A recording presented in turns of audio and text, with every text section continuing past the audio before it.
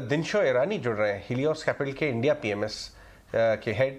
Dinshaw, good morning, बहुत बहुत शुक्रिया आपका। ये 18,000 पे तो हम आ गए हैं और मुझे याद है कि हमारी बात हो रही थी करीब 2 महीने पहले और आप बता रहे थे कि धीरे धीरे अटेम्प्ट करना चाहिए। देखिए, परफेक्ट बॉटम तो किसी को मिलता नहीं है, लेकिन आप अपने पसंदीदा स्टॉक्स में धीरे धीरे टॉप अप कर रहे थे और आप उसके समय एक्ट कर रहे थे। और सबसे बड़ा लॉन्ग टर्म इन्वेस्टर के लिए यही होता है कि जब समय आए तो उस समय एक्ट कर जाना। सारा ज्ञान का जो है टेस्ट तभी होता है कि उसको इस्तेमाल किया या नहीं। तो आपने तो लास्ट 2 महीने में काफ़ी बाइंग की। आप बता सकते हैं आप हमसे ओपनली कि कौन से एरियाज में आपने फ़ायदा उठाया था अच्छे प्राइसेस का? जी, धन्यवाद आपके शो पर आमंत्रित करने के लिए और आपको और आपके दर्शकों को वेरी गुड मॉर्निंग।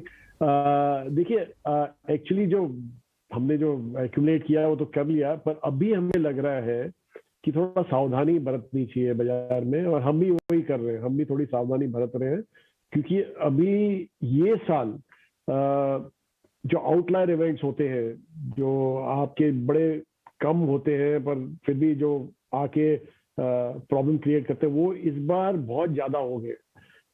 जैसे स्टैटिस्टिक्स में उसको बोलते हैं लेप्टोकर्टिक कर्व बोलते हैं, जिसमें टेल्स जो होती है बड़ी मोटी होती है, मतलब उसमें इवेंट्स जो होते हैं आउटलायर इवेंट्स वो बहुत ज्यादा होते हैं। तो वो अभी ये बहुत ज्यादा हो रहे हैं साल में, इसलिए अभी हमें ऐसा लगा। और इसकी वजह से क्या होता है कि जो पॉलिसी मेकर्स होते हैं या जो इन्वेस्टर्स होते हैं, उनके डिसीजन लेने का प्रोसेस थोड़ा थम जाता है, थोड़ा हल्का हो जाता है, थोड़ा क्वेश्चन में आने लगता है। तो इसलिए हमें लग रहा है कि अभी थोड़ा सावधानी बरतनी चाहिए, क्योंकि ये जो इवेंट्स है वो आसानी से भी नहीं जा रहे हैं। मतलब आप जैसे यूक्रेन की वॉर की बात है, वो ठीक है। आई मीन सबसे बेस्ट सोल्यूशन ये होगा कि वॉर थम जाए, अभी आज ही बंद हो जाए। पर अभी वो भी होने के बावजूद सैंक्शन तो जाने वाले हैं नहीं रशिया पे, क्योंकि पूरी दुनिया बड़ी खफा है उनसे। तो वो सैंक्शन आसानी से जाएंगे नहीं। वो नहीं हुआ तो आपकी कमोडिटी प्राइसेस इन्फ्लेटेड ही रहेंगी, और वो भी एनर्जी ड्रिवन कमोडिटीज है जो जो सीधा इकोनॉमी को इम्पैक्ट करती है, सीधा कंज्यूमर को इम्पैक्ट करती है। और जब वो हुआ तो इन्फ्लेशन ऊपर रहेगा। इन्फ्लेशन ऊपर रहा तो ऑब्वियसली आप इन्फ्लेशन, हाई इन्फ्लेशन को डिमांड डिस्ट्रॉयर बोलते हैं, तो वो रहेगा। और दूसरा देखिए कि यूएस में फेड ने ऑलरेडी चालू किया है अपना इंटरेस्ट रेट हाइक साइकिल।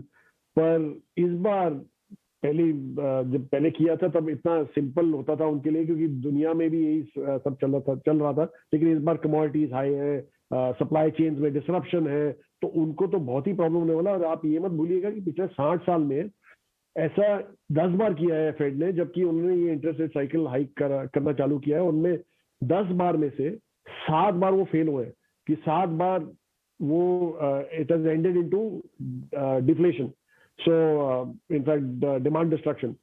सिर्फ 3 बार ही सक्सेस हुआ, वो भी इसलिए क्योंकि वो बीच में थम गए थे, बीच में रुक गए थे। तो वो भी करेंगे कि वो भी इस बार भी थम जाए और चलने दें। और दूसरा, अब हमारी खुद की बात करें, डोमेस्टिक की बात करें, तो यहाँ पे भी इन्फ्लेशन आस्ते आस्ते ऊपर आ ही रहा है, आप देख रहे हैं। क्योंकि WPI अल्टीमेटली CPI में फीड इन होना ही चाहिए। अभी के लिए तो कंपनीज अब्जॉर्ब कर रही है, पर अगर जो कंपनीज अब्जॉर्ब कर रही है, मतलब ये है कि उनके नंबर्स खराब आने वाले हैं। तो ये क्वार्टर के नंबर्स इतने एक्साइटिंग नहीं होंगे। दूसरा, रूरल इकोनॉमी भी इतनी अच्छी नहीं कर रही है, उल्टा सितंबर ऑनवर्ड्स वो तो स्लाइड ही हो रहा है वहां पे, और वहां कोई अपसाइड दिख नहीं रहा है। तो हमें यही लगता है कि आपको सावधानी बरतनी चाहिए अभी। बस मैं आगे ज्यादा नेगेटिव नहीं बोलूंगा लेकिन मैं यही पे समझाऊंगा कि बहुत हो गए। सो ऐसा। राइट। दिनशो, मैं आपका व्यू जानना चाहूंगा पावर सेक्टर पे। फंडामेंटली पावर सेक्टर बहुत ज़्यादा डिस्कस नहीं हुआ है लास्ट कुछ महीनों में, लेकिन लग रहा है कि कॉन्फ्लुएंस ऑफ फैक्टर्स अब आ रहे हैं। कुछ पॉलिसी एक्शन की बात है, मेगा पॉलिसी आ रही है, हमने एक्सक्लूसिव यहाँ पे न्यूज़ ब्रेक की थी। अंडर ओन्ड है स्पेस, बहुत बड़े पोर्टफोलियोज का पार्ट नहीं है। ट्रेडिंग एक्शन आए दिन आता रहता है, जाता रहता है, लेकिन इस बार ऐसा लग रहा है कि ऑफकोर्स एक रिकॉर्ड हीट वेव भी आने वाली है आगे। अगर हम देखें तो कुछ स्टडीज ऐसा मानते हैं। तो इसके अंदर क्या एक मेरिट है क्या, और आपको कौन से वैल्यू चेन में बढ़िया वैल्यूएशन अच्छे लग रहे हैं stocks? Power manufacturing, power producers, capital good power, या पावर फाइनेंसियर्स? जी देखिए, जो आप पूरी चेन की बात की, लेकिन पावर एक चीज समझ लीजिए इज अ रेगुलेटेड कमोडिटी, वहां पे रिटर्न जो है वो रेगुलेटेड होते हैं, और इनफैक्ट इसी के चलते आपने देखा था कि क्वाइट अ फ्यू जो फ्री व्हीलिंग पावर कंपनीज थी वो बंद कर दिए, and they get into a contract with the state agencies. तो वो होता है वहां पे, तो वो एक दिमाग में लेके चलिए कि यहाँ पे you are dealing with discoms, वो स्टेट लेवल वाले डिस्कॉम्स हैं जो हमेशा स्ट्रेच रहते हैं फॉर फंडिंग। तो प्रोड्यूसर जो है वो always at the mercy of the discom होता है, जहां पे उसको पैसा निकालने के लिए थोड़ा टाइम लग जाता है। इनफैक्ट इसीलिए रिसीवेबल्स इनके हाई रहते हैं हमेशा के लिए। सो एक वो है, पहली चीज तो आप वो नजर रखिए। दूसरा ये देखिए कि दुनिया में सब ग्रीन हो रहा है, मतलब power also, everybody talking about green energy.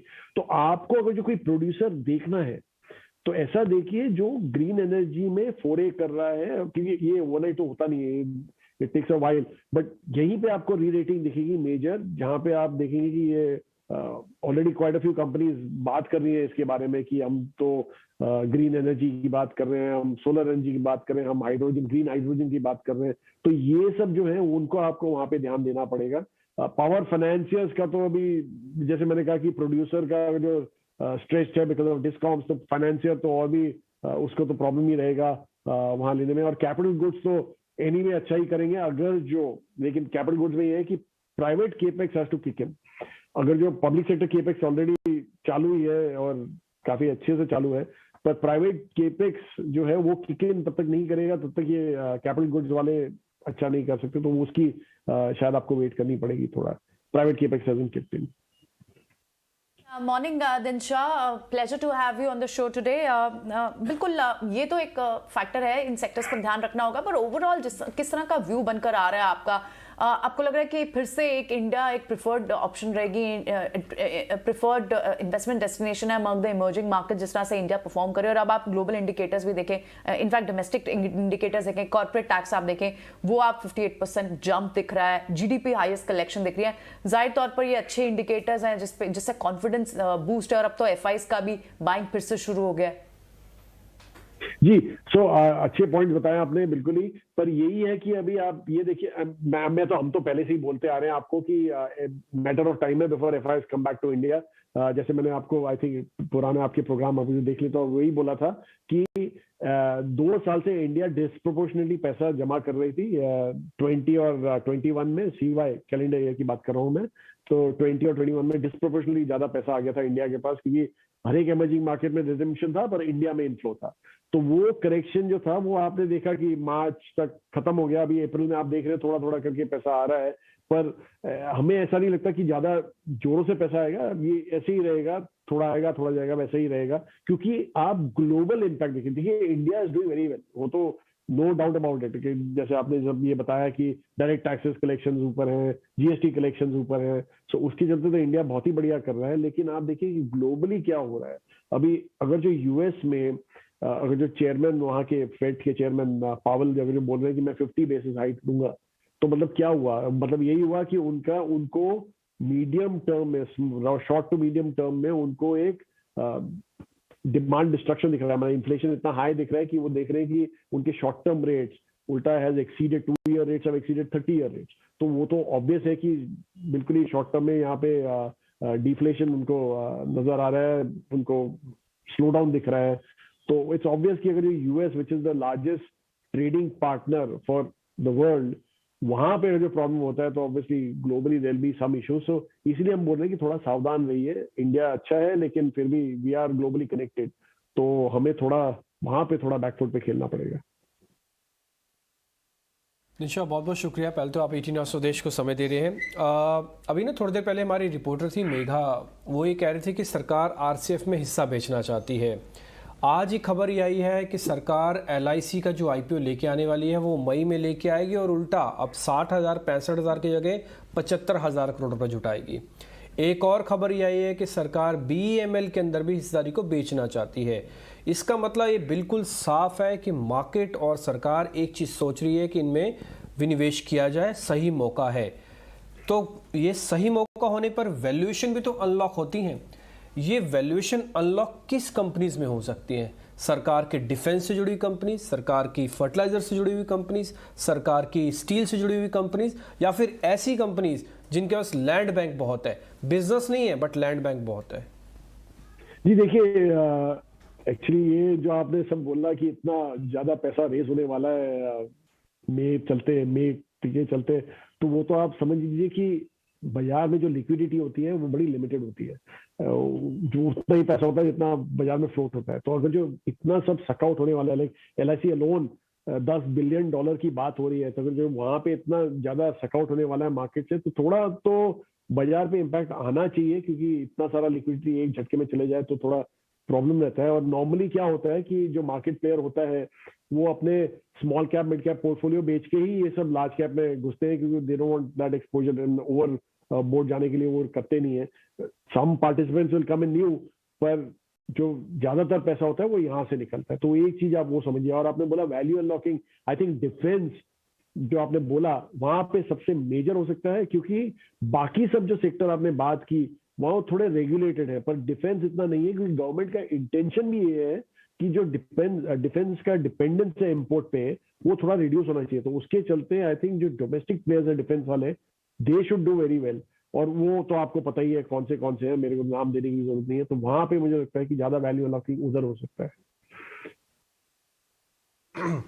ये एक बार मैं आपसे आपके सतर्कता वाला पॉइंट थोड़ा सा और स्क्रैच करना चाहूँगा जिनशॉ।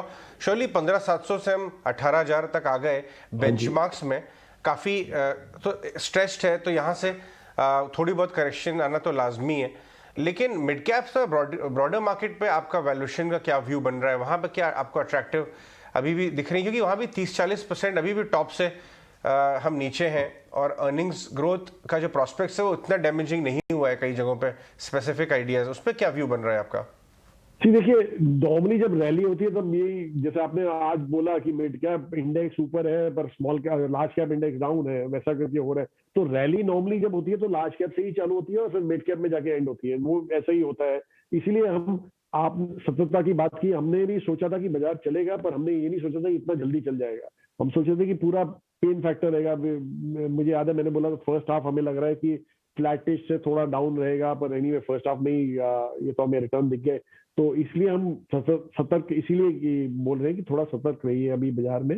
और दूसरा मिड कैप का क्या है, मिड कैप स्मॉल कैप का, अगर जो आप हिस्ट्री में देखें, जब भी इतना ज्यादा आउटफ्लो होता है प्राइमरी मार्केट से, तो वो नॉर्मली मिड कैप और जो स्मॉल कैप होते हैं वो अंडर परफॉर्म ही करते हैं। ये मैं 15 साल की हिस्ट्री की बात करूं, मैं पुरानी ज्यादा दूर नहीं जा रहा हूँ। 15 साल की हिस्ट्री में देखेंगे तो पिछले 3-4 दफा जब ऐसा हुआ था तो mid cap small cap index काफी करेक्ट हुए थे। इंडिविजुअल प्लेयर तो और भी ज्यादा करेक्ट हुए थे, पर जो मिड कैप स्मॉल कैप थे वो 15 से 20% डाउन थे इंडेक्स उस समय। तो उधर तो थोड़ा मे बी थोड़ा अपसाइड बाकी है, बिकॉज ऑलरेडी थोड़े बहुत प्लेयर जो है वो ऑलरेडी बहुत लो है। पर apart from that I don't think ज्यादा स्टीम वहां पे आपको स्टॉक स्पेसिफिक कॉल लेने पड़ेंगे, इंडस्ट्री स्पेसिफिक आप नहीं ले सकते वहां पे कॉल। कॉल्स ले लेंगे। दिनशॉ, अगर एक और सेक्टर की बात करें, जैसे गैस, ऑयल, एनर्जी, हम देख रहे हैं कि यहाँ पर because of the elevated globally prices और जिस तरह से कोल की डिमांड कम है, कोल के प्राइसेस रिकॉर्ड हाई पे हैं। हम पावर स्टॉक्स भी आपसे डिस्कस कर रहे थे, लार्जेस्ट इलेक्ट्रिसिटी प्रोड्यूसर एनटीपीसी जैसे स्टॉक्स, इनमें आप अच्छा खासा सर्ज आप देख रहे हैं, अच्छा इंटरेस्ट दिखाई दे रहा है। ऐसे कोई पर्टिकुलर स्पेसेस जिस पर आपकी भी नजर हो, पावर हो, ऑयल एंड गैस हो, या क्या आपको आउटलुक दिख रहा है आगे के लिए? हम नॉर्मली हम प्राइवेट सेक्टर पे ज्यादा ध्यान देते हैं, क्या पब्लिक सेक्टर पे इतना ध्यान नहीं देते।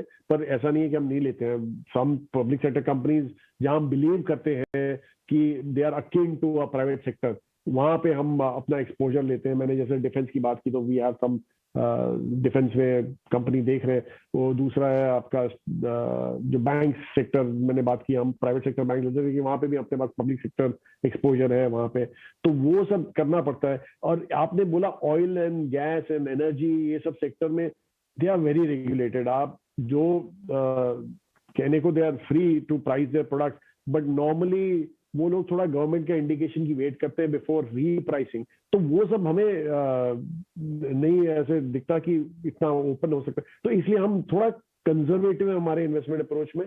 एंड आपको सेल्डम दिखेगा कि हमारे पोर्टफोलियो में कोई एनर्जी स्टॉक होगा, कोई ऑयल एंड गैस कंपनी होगी, सो वो हमें अवॉइड करते हैं। बहुत शुक्रिया, थैंक यू वेरी मच आज समय देने के लिए। और अच्छे से आपने फिर से समझाया कि ओवरऑल मार्केट्स के अंदर कैसे हमको देखना चाहिए, हमारी सोच क्या होनी चाहिए। बहुत बहुत शुक्रिया।